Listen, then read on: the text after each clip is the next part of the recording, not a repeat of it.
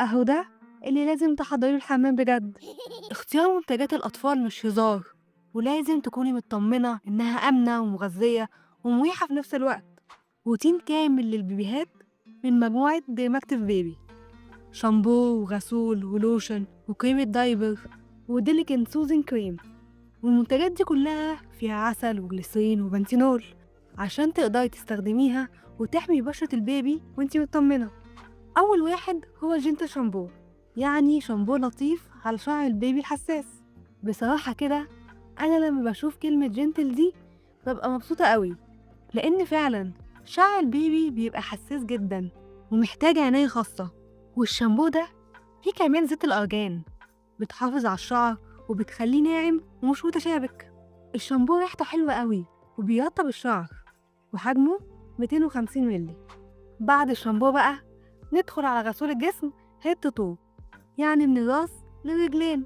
الغسول برضه ريحته حلوة قوي وبيهدي أي التهابات ممكن تكون موجودة، لأن فيه كمان مستخلصات الأعشاب اللي بينضفوا البشرة وفي نفس الوقت بيرطبوها.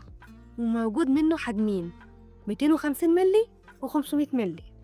وبعد الحمام بقى البيبي هيكون محتاج مساج لطيف يهديه ويجهزه للنوم، وكمان يديله حماية كل يوم من أي التهابات ممكن تحصل بسبب الدايبر ده، لأن فيه زيوت طبيعية زي الجوجوبا وجوز الهند وشمع العسل، وحجمه 250 مللي. وأخيرا بقى كريم الحفاضات دايبر سوزن كريم، اللي بيعالج بشرة البيبي من الإحمرار والحساسية اللي ممكن تيجي من الحفاضات، لأن فيه الزنك ومستخلص الشوفان اللي بيعالجوا أي التهاب. وحجمه 75 مللي.